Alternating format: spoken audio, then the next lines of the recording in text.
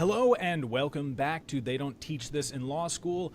I'm your host, Charlie Mann. I'm really excited to have my very special guest here today who you will be able to date this episode when we're recording it if you know him personally. We're recording this on his birthday. I still think it's an insane decision for him to be doing this. This is some sort of like sadism on his part, masochism on his part, but he is someone I've known for many years through Great Legal Marketing. I've known several of his team members, Jerry and Deb in particular, gotten to hang out with him at conferences, interviewed him before about technology and law firms back during COVID when I know you were doing some really cool stuff with expansion, and hopefully we'll even get into that. And he is one of the partners, one of the founders at Parks Ziegler out of Virginia Beach. That's where the main office is located, Virginia Beach, right? Yep, main office is Virginia Beach. Mm-hmm. My old stomping grounds. I went to Great Bridge High School down there, and I'm really excited to talk with him, his perspective on the law, growth, all the amazing things that he's doing in his law firm. So welcome, Kellam Parks. Good to have you here on the show. Thanks, Charlie. Thanks so much for inviting me.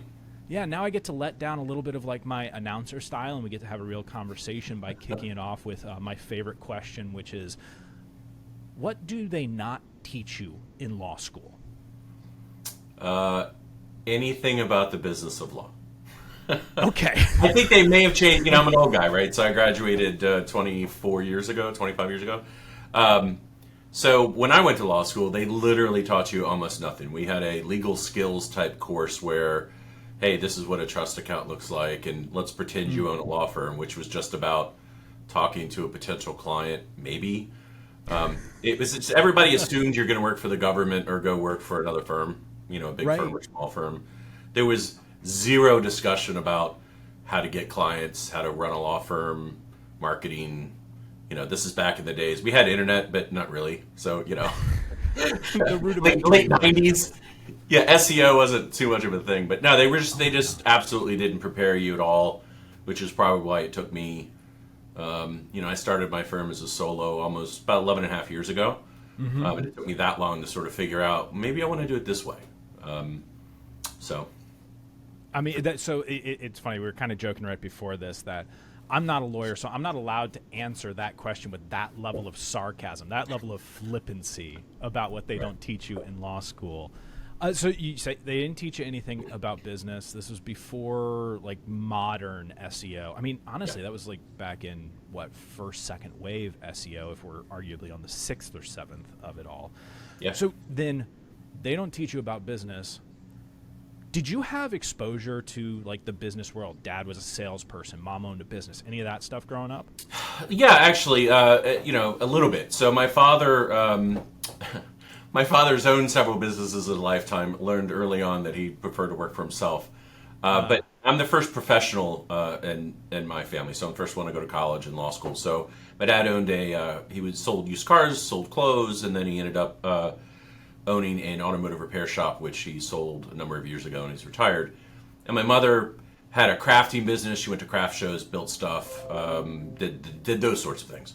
So small type businesses, entrepreneurship that way, but they didn't learn it, educate it, didn't try. My parents said you need to go to college and get a good job and X, Y, and Z. So I think I had it in my blood, but I never was encouraged to do it or even thought that I would do it. And it was only after working at a number of firms, which I enjoyed fine for the various reasons, but I really want to do things my way, a different way.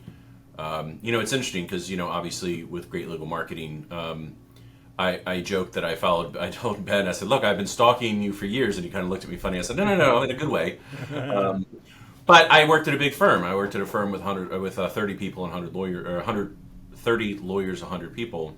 It's a big old firm. Look, I couldn't do any of that stuff. So that was one of the reasons is to do things my way. And, now I know a lot more than I did. I wish I knew half of what I know now when I started, because I would have been farther, faster, better. But yeah, so that's what I do mainly now is probably 80% of my time is running the firm and 20% is law stuff.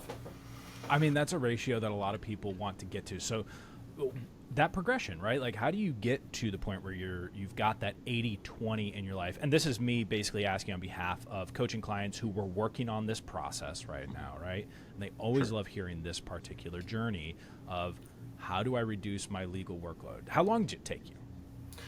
Sure. So a long time. So I started as a solo. I convinced Deb. You mentioned Deb earlier, my older sister. I convinced her to move back to the area and be my right hand. I hired a couple. I hired some assistants, and then I hired another attorney, and then we actually hired Jerry, our marketing person, pretty early on, which is unusual to have full-time marketing manager sort of at that size. And then I brought in my partner. I have to ask you, how many people in do you think you hired Jerry? What did you say? We had, So I would say, so she's been with me 6 years. So so I think my partner Brandon Ziegler bought in. He and I practiced at two other law firms together. He's a good friend of mine. I think just after he joined is when we really started looking at it. So we only had 4 lawyers and maybe 7 people total. Okay. But it just was very evident from Great Legal Marketing and other sources that that's the way to go. If you're going to run it as a business, you got to pay attention to marketing. Yeah. So, what I always tell people, because I do, I don't do it for a living, but I do talk to other lawyers and we mastermind, and I try to, I try to glean from those farther along, and I try to get back to those that are maybe not quite as far in the journey. But in those conversations, we talk about it. I said, look, you really need to decide what you enjoy. So my partner, for instance, really loves practicing law. He loves trying cases. He loves dusting it up. He loves going to court. He's a fantastic litigator. I found I don't. I really don't. And I litigated my whole life. I've done a bazillion trials, jury trials, federal, local. I just don't enjoy it as much nearly at all anymore. I don't like the arguing part of it. I don't like the gamesmanship, the rules. I'd much prefer collaborative and which is why I do cybersecurity, data privacy mainly now, which is really more business consulting, development type stuff.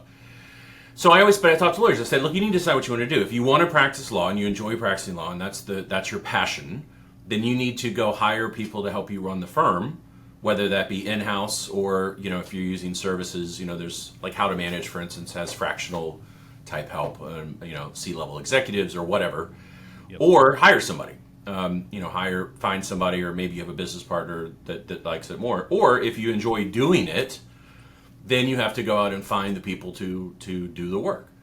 And that's the only way you're ever going to do it. If you think you can do both, well, I honestly think it's impossible. You're never going to do either one.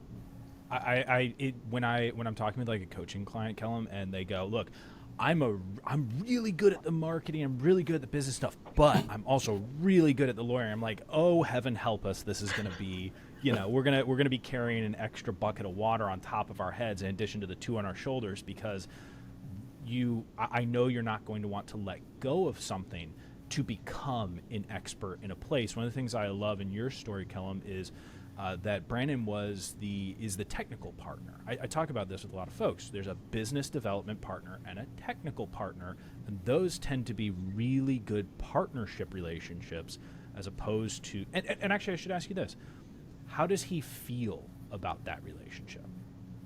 Sure. So, and I will say it's not as demarcated as that. So I know some lawyers that look, and I've talked to, so we actually currently have, we have a COO that we hired last year, and so Jennifer Copen in my office helps us sort of implement. Awesome. But my partner and I felt that we needed some extra help, so we actually hired we actually dove into the direct business coaching as well, and we ended up hiring Stephanie Everett, who runs The Lawyerist, and who's a lawyer, and she's great. Yeah, wow. But yeah, so talking to Stephanie, part of what we talked, she goes, look, I have some clients. I have a firm, for instance, a PI firm. Let's make it up. So that says, hey, one guy really only practices law and one guy really only runs it. Yeah. That's not us. So Brandon and I basically, we've split up ownership responsibility. So I'm primarily responsible for marketing, intake, technology, systems, procedures. He's primarily responsible for money, buildings, hiring in some regards, and then we meet weekly formally with my COO for a leadership meeting, L10 meeting. We're sort of doing a modified EOS to run our traction type program to run our firm, and then we communicate all the time. But so he is very much involved in the business of the firm, just in a different lane that's not as time intensive. So if we're not buying a building, he doesn't have to spend that much time on it. If we're not hiring somebody directly necessarily, and then the money, my COO, who also has to be a CPA by training, she can run a lot of that. So he certainly does that stuff, but the day-to-day, like SEO, marketing, website, intake systems, systems, procedures, technology, practice management stuff, that obviously takes some more time. So, yeah, a little bit. So we've worked that out, and that's actually part of what we're exploring now as we dive into sort of the new systems and is how exactly is this all going to look? How are we going to delegate? How does the compensation model going to look at like now that we're growing more and we're sort of shifting this off? So we're really working through all those issues productively, but it's a lot going on here. So because we've grown a lot more since pause right before the word productively. Like, how do I best describe this particular scenario? Right, I can imagine it is filled with certain challenges. Is it helped by the fact that you've consistently, as long as I've known you, been looking to level up your practice? Like, you probably have pretty good momentum for this. Yeah, I think it does. I think it helps that both he and I are very business oriented, and and I tell the story about how it came to be is that he and I both were at the larger firm that I left to start my firm, and 3 years later he decided he was thinking about doing his own thing. And he came to me to say, "Hey, look, I know business and I'm a good lawyer and I know all this sort of stuff. I've never run a law firm by myself.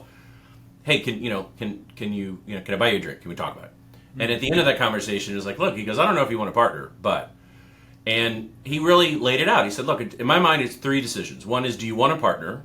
Period. A co-owner. Secondly, if so, would that be me? And is our philosophies aligned? And then the third are the small stuff, money, buy-in, that kind of stuff." He goes, "I think that'll be easy enough." And so the first part was relatively easy. I said, "Well, I never really thought about it, but yeah, I could envision myself with a co-owner." Third part is we'll figure out the money part. And that middle part was really it, right? So what is our philosophy of running the business? Are we aligned? Which I think is hugely important when you have anybody else but yourself making the decisions. Yeah.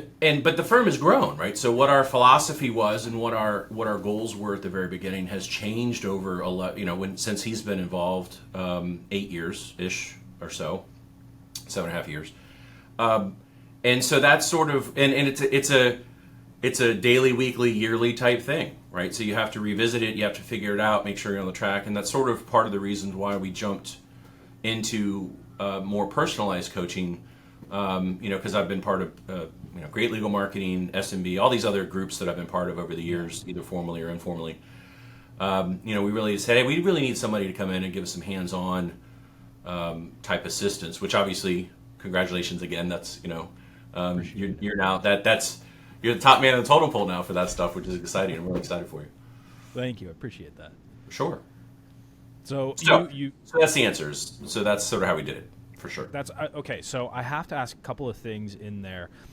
Most of the firms, Kellam, that I've worked with, been in mastermind rooms with, a lot of them are sole ownership. And quite frankly, most of the discussion when they talk about having a partner is antagonistic. And they look at it from, well, I've answered to myself for the last decade. I don't know that I want someone else to have say in that. So I'm really curious, like looking back, what are the advantages you now realize you have because of that decision 8 years ago? Sure. Well, number one, there's a lot. So from a purely mercenary type looking at it, just black and white numbers. Yeah. My partner is a money making machine, right? So he's a huge rainmaker, huge generator of work. So from a purely monetary standpoint, that was easy. Is like he's going to bring business. He's got a great work ethic. He's always worked a bazillion hours. Got a great reputation in the community with other lawyers and clients, and then with courts. Did he have all that? Did you know that about him going into the relationship? Yeah. So I've known the guy for 20 years. So when I started practicing law, I practiced law at an insurance defense firm for about a year and a half. Quit practicing law for a year and a half and waited tables. My mother got sick, and I didn't enjoy doing insurance defense. Mm-hmm. And so then when I went back to practicing law, I went to a firm where he was. So we were good friends there. He left for the big firm that we ended up with, and then I went to a local PI shop. I ended up with the firm he was at. So we were at that firm together for 6 years or so. So I've known the guy for a very long time. We're good friends, socialized together. And I always knew, and he and I worked together a lot when we were at the same firms because our skills complement each other. We're both good trial attorneys, but he is much more big picture. I always laughingly say he's controlled chaos. I'm the guy that plans everything. You know, when I explain to people, the best analogy that I have, and I think this goes to your question about sort of trying to figure out who you should work with, I actually don't think you should partner somebody that's just like you. Because I think you give up the advantages of different viewpoints, perspectives, and skill sets.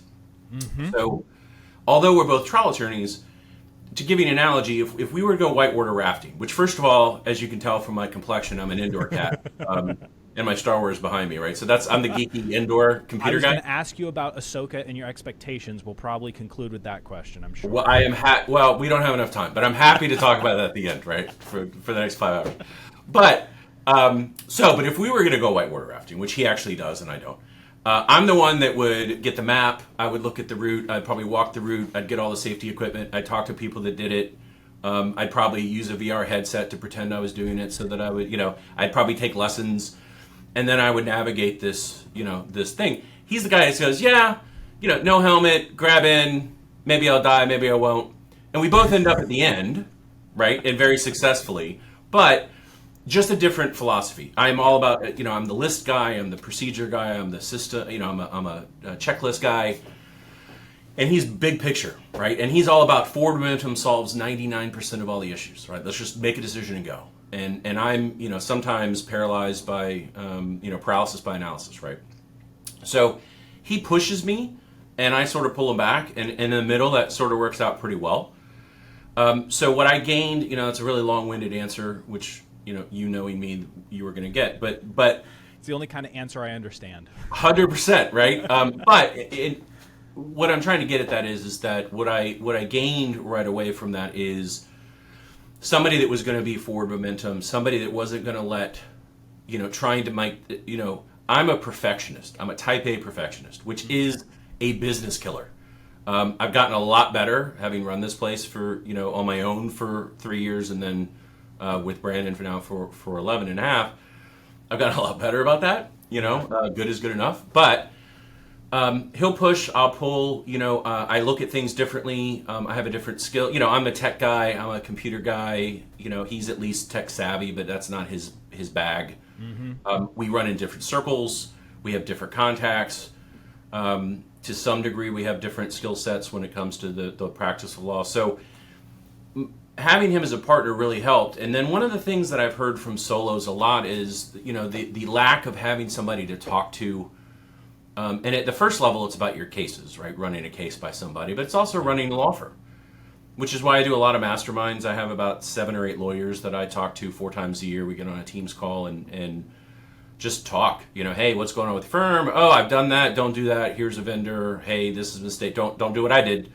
Or which is a lot. It's pretty valuable sometimes. Or whatever, right? So. So really, it was both the money part of it, it was the camaraderie, it was the connections, and so I really think that helped push us forward to where we are today, which is I think we have I know we have 3 offices, but we have 14 lawyers, I think 32 people, wow, in 2 different states. So we've really grown a lot over the last decade plus. Yeah, I mean, and it's been very cool to watch that, and I definitely want to ask a little bit about the multiple offices, some of the decision-making process. But before that, you mentioned that you now have a COO. You said you're at 32 people. Now, does that 32 people include the 14 lawyers? Yeah. Okay. Yeah, 14 lawyers, 32 total people. So that seems like a pretty appropriate level for having some type of full-time C-level executive within the firm. And I know some firms have gone down the COO route.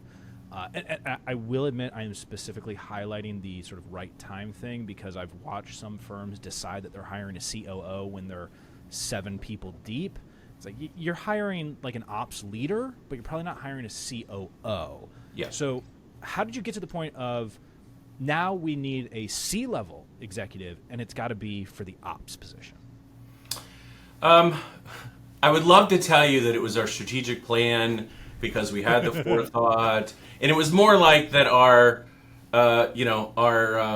rickety apple cart, the wheels, the tent was on fire and the wheels were starting to come off and I didn't want to fall off the cliff. It was really, we've grown so fast and we've, we opened a couple of offices and opening the offices really gave an additional level of challenge. And we did our homework, and we spent a lot of time trying to figure out a new all-in-one practice management accounting system that turned out to be very expensive and a very big mistake for us. And so, yeah, we're switching over to a new one come September, but it literally was 2 years of nightmare. Numbers, we couldn't figure out numbers, and it was just bad. So we just needed help. And so we actually did a national search. Knowing me, of course, I went out and talked to a bunch of people that did it, and I interviewed a bazillion people and came up with all this sort of stuff. And so we ended up finding somebody that was in Chesapeake right next door, ultimately, and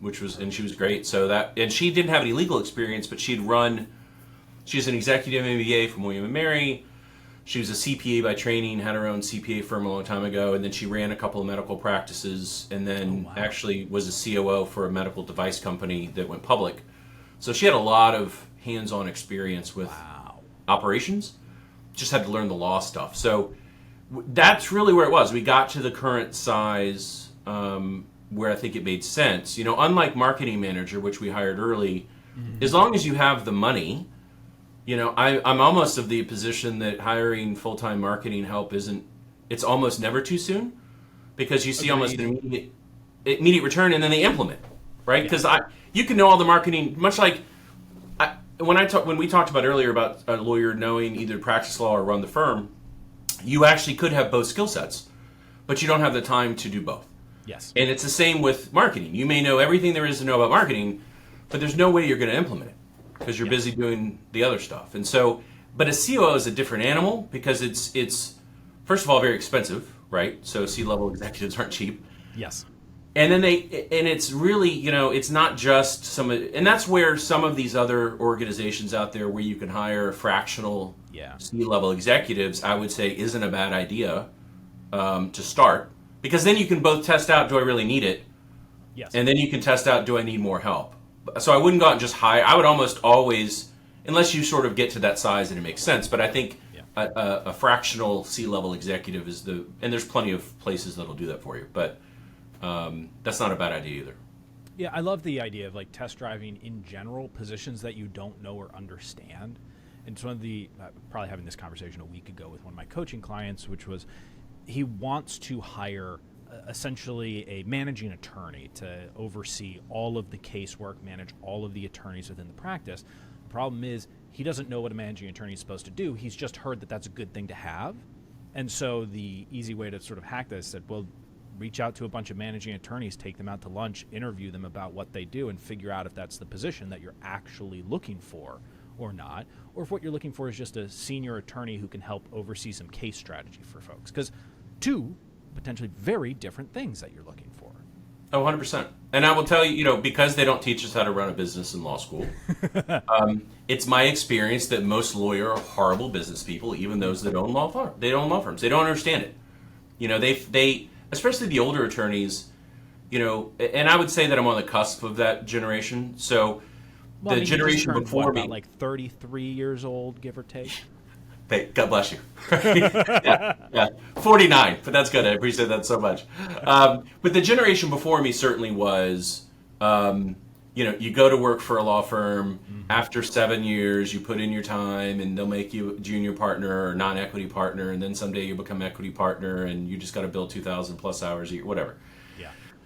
That's sort of what it is. And then you don't have to. Your job is to rainmake and do the work. That's it. But that's not a business. That's just you're a wheel and a cog. And so or a cog and a wheel, I guess is the way to go. Anyway, you're just a piece of machinery. You're a piece of machinery. Yeah. But if you really want to run, there's just so much more to it, that it really is just such a different animal that they don't know what they don't. That's what. Don't jump in. I need Kellam's got a COO, and his firm seems to be doing pretty okay. So I'm going to hire a COO. Yep. Okay. You don't even know what they do. You don't know what, And then I did have a conversation one time. They go, oh, that sounds great. Maybe I should hire one. Hey, what do they do?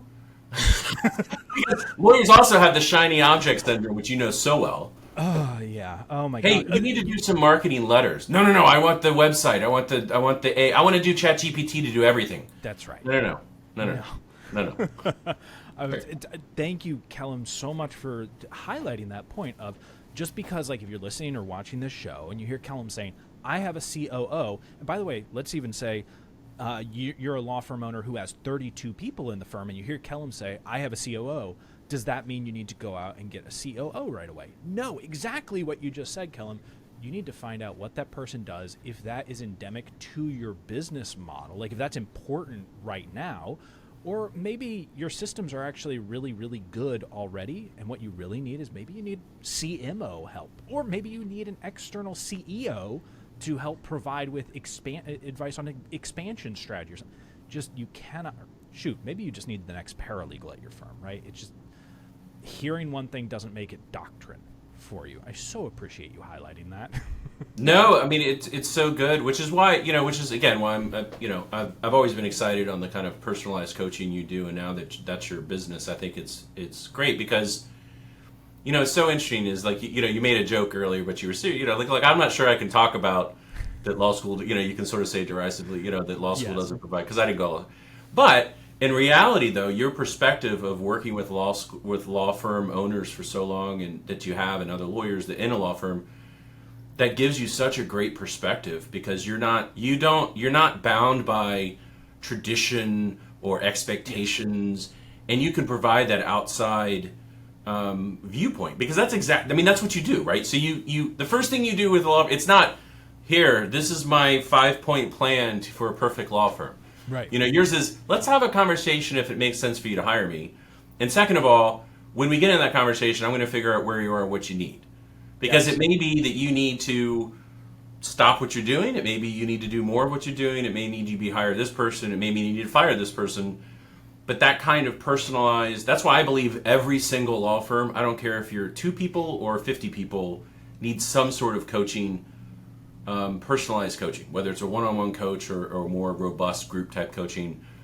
I don't know how you do it successfully without it. That was one of the things I was fortunate to see up close and personal very early on. It means that now I have my own networks. I have my own mentors, coaches supporting me in this business, because you kind of can't go without that outside perspective and a little bit of that extra push, accountability, all the standard stuff that people say, right? It's like the tropes of parenthood, almost like, look, your kid's going to be really difficult, but they're going to smile at you and it's going to be amazing.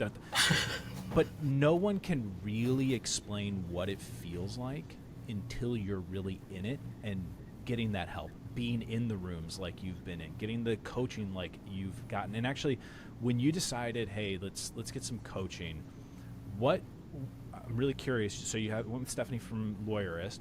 Mm-hmm. What spurred you to that decision? Like, what was that awakening moment of, I think I got to go deep one-on-one? Yeah, so when Brandon and I, we hired the COO, and then, she's been engrossed she's been here a little over a year now, and she really has just been so engrossed in both learning the law firm and our law firm, but also, this whole debacle. I mean, when I tell you our numbers have been bad, our trust accounts were always fine, but there was one month that we didn't pay ourselves anything because we were like, well, we know the trust accounts are accurate, but we don't know how much money we can take. And, at the time, I think our firm cost $400,000 a month to run, and we didn't take any money.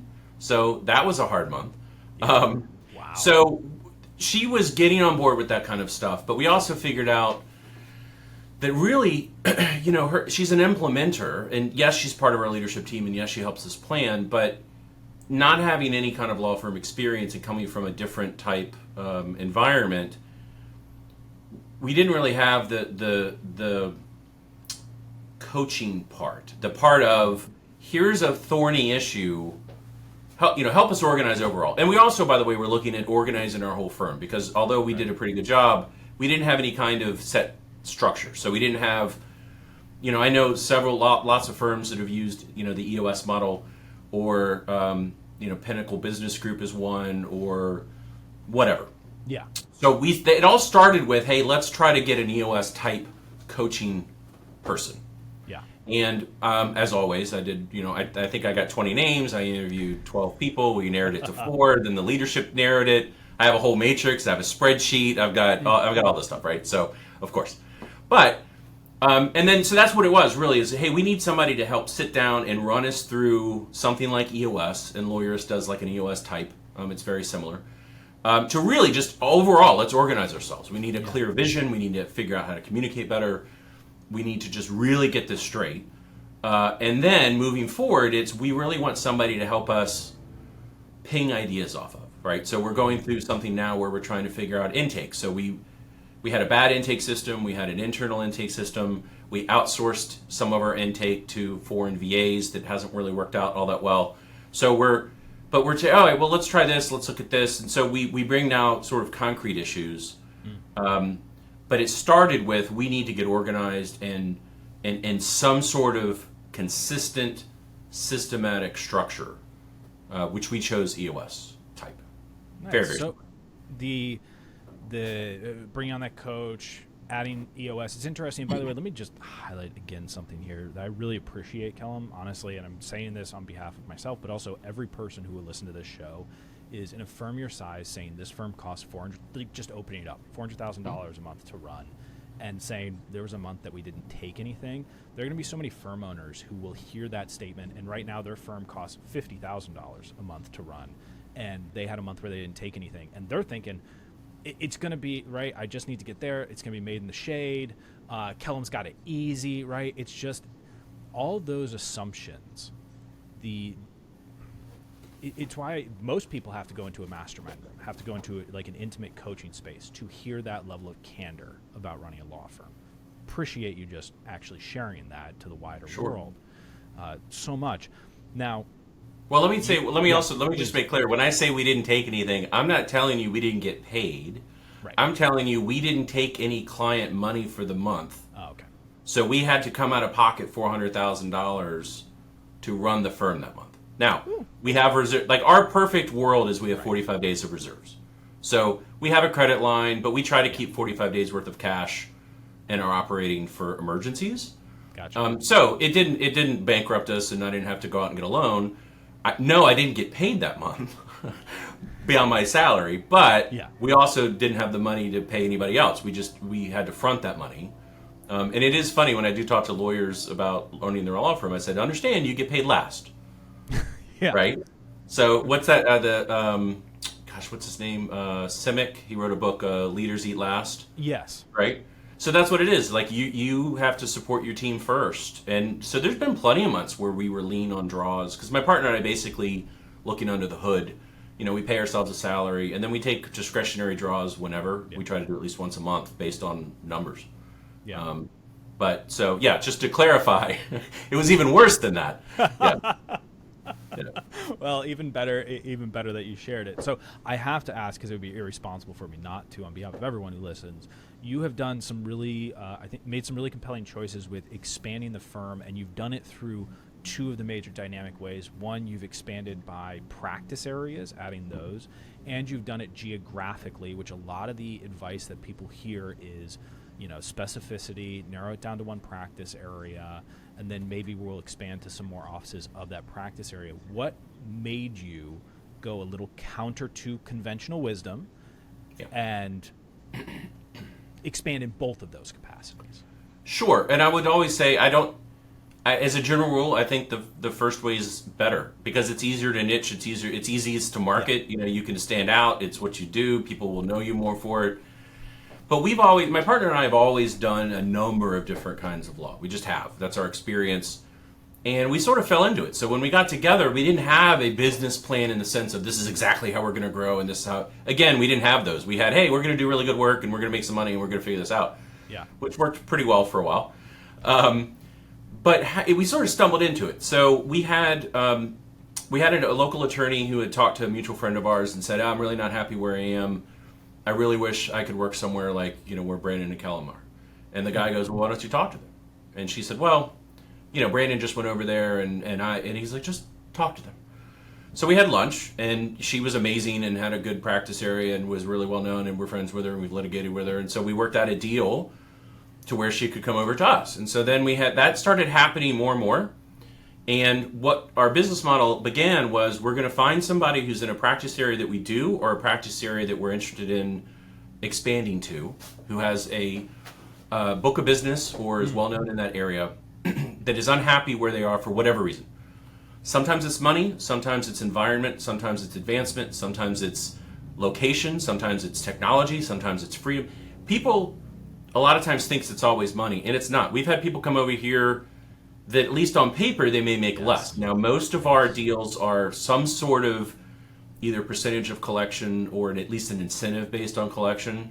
Sure. More money you make us, the more money you make, because I think that's incentivizing and fair. Yes. So there's always a possibility, but sometimes it's, hey, I have a guaranteed salary of X, and I'm going to make X minus 20% day one when I go over there. Oh, but by the way, I don't have to clock in and out like I'm a, an hourly employee because I'm making all this money. And oh, by the way, I have unlimited time off, and hey, I have technology and I can work from home, whatever. So that then morphed to, and then we would hire associates or paralegals to support that person. And then we had the marketing machine to start generating extra work for them. And that worked out pretty well. Then we had an attorney who was in an adjoining city who was on the short list to become a judge and said, hey, look, I don't really feel like closing my office last minute if I'm fortunate enough to be chosen to be a judge, because in Virginia, the legislator appoints them. They don't, they're not elected. So she closed up her shop, joined us, and that was the second location. And then we had an opportunity to open a Roanoke office on the western part of the state, which actually we just closed after 2 years, and I can talk about that a little bit too. That's really interesting. Yeah, so we'd opened that office, and we found somebody out there that had practiced 25 plus years and really was well regarded in that area and did a great job. And then North Carolina, we had an older attorney who practiced 30 years who really lived in Carolina and wanted to open a Carolina office and wasn't receptive where he was. And we hired him pretty much for that reason, and he's spearheading North Carolina for us, and so we opened an Elizabeth City office as our, at that time, fourth, now our third. And so it was really finding the right people in the practice areas or expanding, supporting them, and then geographically looking to an area that makes sense to expand. Mm-hmm. And we always try, our goal is to find somebody who is a well-known entity in that area that knows the players, knows the courts, and has a name. And then the third leg of our stool, which we haven't built yet, is we're now exploring, we really want to try to find older attorneys that are ready to wind down. Because, Charlie, as you know, most lawyers who have practices that are solos, they don't have a business to sell. Mm-hmm. When they decide to stop practicing, then their income stops. Yes. So, hey, instead of that, why don't you just come to us? Your job is to rainmake and then mentor. You can mentor our younger attorneys, and you can rainmake, and we'll give you some sort of percentage of whatever. And then you can work, very little and still make money, and we benefit, you benefit. You don't have to stop, because that makes no sense, right? You have a lifetime of experience and reputation, and the day you stop practicing, if you're a true solo, is the day you stop making money because you haven't built anything to sell. It's all you. Mm-hmm. And so that benefits them because it's too late for them to change, right? So if they're ready to retire in a year, it's too late for you probably to build something to sell within a year. Yes. Yes, but hey, now we benefit from all of that. You benefit from that. So that's our third stool that we're really third leg of the stool, which we're really trying to explore in the next year or two. I just love that because honestly, when I talk with firm owners who are thinking about selling, I usually say that you have to make that decision about 5 years out confidently, and then it's going to be 3 years of preparing for sale, right? Like can't. You're right. You can't turn it around in a year, not substantially, because they don't have the list to sell. They don't have ongoing relationships. Say nothing of the fact that the deterioration of the legal work itself, it's not like an insurance agency where you buy a book of business that for the most part is almost auto renewal for a certain amount of time. Those formulas just don't kick in, minus maybe some estate planning practice area that you can kind of turn over files. Or criminal, because they keep getting in trouble. So you mentioned that you closed your Roanoke office. What drove that decision? So, Roanoke, so where we are, so our main office is Virginia Beach. The one next door is in Chesapeake, which is 20 minutes away. Yeah. And then Elizabeth City is only an hour and a half south. Tiny little Mayberry type, great little community, but it's a very small town. Roanoke's 4.5 hours west, right? So it's in the western part of the state, sort of on its way to Blacksburg. And, we found a great attorney out there who was from Roanoke. She had practiced 25 years doing family law. We went to that area because it had a real dearth of high-end family practitioners. So we do a lot of high-end divorces, which is sort of a specialty. And most of the lawyers that did that work out there were either retired, retiring, unfortunately passed away, or became judges. So there's this real open market. So she had worked at this other firm her entire career for 25 years. She wanted to leave. She had an associate that was going to come with her, her paralegal that was going to come with her, and we had a mutual acquaintance. And so we talked it all over, and she came on board. And it didn't work for a number of reasons. It didn't work primarily, I think, on our end, the issue was we just transitioned to this new debacle system, and that was a real challenge.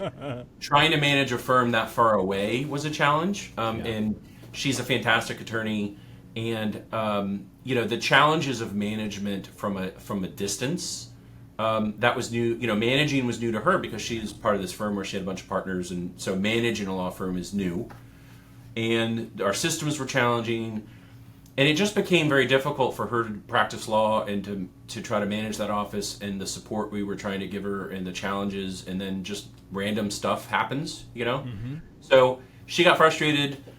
We had some challenges, and so we had a discussion, and she decided, hey, I think I'm going to do my own firm.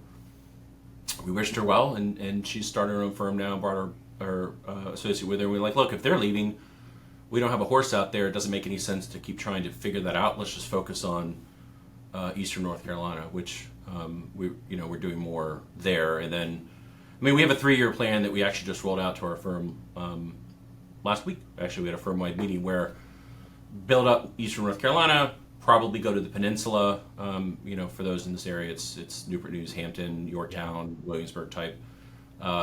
So it just. Again, you got to try it, and I'm happy to say, although I didn't make retirement money, we didn't lose any money. We made some money. They made some money, we made some money. If you look at it for the amount of time we put into it, probably not great investment because it was short term, but you got to try. And we learned a lot. I learned more. You learn more from your failures and success, right? So. What I appreciate though is you did an all in version of testing that, as opposed to sort of the classic tepid testing that tends to happen in that space. Sure. Kellam, I'm gonna have you back to talk technology in the future. I want to quiz you on all that as well. But I have one really important question to close all this out, and that is, we have 9 major Star Wars movies. We could theoretically add in Rogue One and Solo. What's your ranking of the movies? Oh my gosh. Oh, that's so hard. Okay. So, number 1 without a doubt is, I'm a traditionalist. It's Empire Strikes Back. It's just, absolutely amazing. Number 2 I would have to say is Star Wars, the original, because it started everything. So far, agreed. I think number 3, I like Rogue One so much. So, Return of the Jedi and Rogue One, I think, are close there for number 3 and 4. Starts to get a little slow. Look, I have every book. I have most comics. I have stuff. I have, you name it, I have it. I'm old enough. I saw it in the theater when I was 3. It's, if I turn my camera around, you see I have 9 posters or otherwise original artwork on my walls for Star Wars. Yeah. So I love them all like they're my children. However, I'm the first to admit that especially the last 3 are a little wonky. Sure. But I would say that, so 4, I would say 5, 6, 7, I would say probably 3, Revenge of the Sith is probably my next.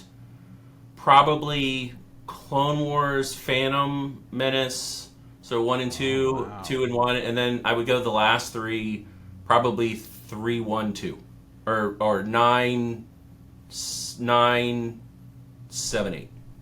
Oh, okay. So we are heavily divergent on for me, the big question mark, which was The Last Jedi.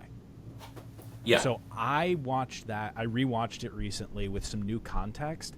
Mm-hmm. I ended up loving it, and I feel like I have to apologize for that at this point. But I loved it. I will say, Kellam, and I actually think that there's a fun little lesson in this note here. The biggest mistake the movie made was having Luke chuck that lightsaber behind him at the beginning. It just set a strange tone that really messed with the viewing experience there on out. Well, again, we could talk. I'm not going to geek out too much to completely ruin for everyone that's watching this, because you and I love it, but that's what you shouldn't be doing content just for us, right? But I will just say this. There's a lot of us out there. I will tell you there is a lot. Look, I'm telling, and I make a look for those watching. I'll tell you, and Charlie has told you or will tell you if you work with him, lean into what you love and be authentic, because people know me as a tech lawyer, but they also know me as a Star Wars lover. And I've gotten I always like to say I've made between $20,000 and $50,000 because of Star Wars. I've had clients that literally say, yeah, you're great, you got good rankings, you seem competent, but man, I really love that you love Star Wars, so I'm going to hire you. That's what happens. I don't understand, but it happens. But I will say, the biggest problem Star Wars has had is a lack of unified plan. Like one of the reasons the Marvel movies have been so successful, and the reason that DC is trying to do that with Gunn and his partner, is a unified vision. And so the last 3 movies, they had different directors. Well, one director, different director, and then back to but there's no story but really between the 3 of them. And so it's all over the place. It's a different tone, it's a different story, which is why the TV shows have done so well. Yes. You've got Favreau and Filoni, and so you asked me about Ahsoka, I'm over the moon. I mean, look, I'm telling you, I've seen all the cartoons, I've read all the books, I've read all the comics. Behind me is Thrawn. My brother-in-law drew me a picture of Thrawn for my birthday a couple years ago. Huge fan, man. So I like it all. It's like pizza. All right, you can have some bad pizza, but you still love pizza. I like that you went for the pizza metaphor and not the other one. No, I went pizza first. It's a family-friendly show, Charlie. I was having that debate with my first guest, Jan. Is this a show where people swear? I don't know yet. We'll figure it out eventually. Sure. Yeah. No, just kidding. I'm sure at some point I'm going to have you back on the show, Kellam. For those of you listening or watching, if you want to encourage Kellam to come back, bump him to the top of the list, leave a review with Kellam's name in it. Plus, I know it's always fun for people to see their name pop up in places. So, Kellam, I appreciate you today, and most importantly, happy birthday, Kellam.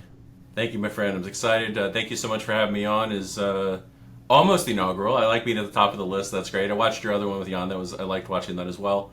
And again, I wish you the best of success. I'm so excited for you and your journey, and I encourage anyone that's watching to definitely reach out to Charlie. He's been a great resource over the years.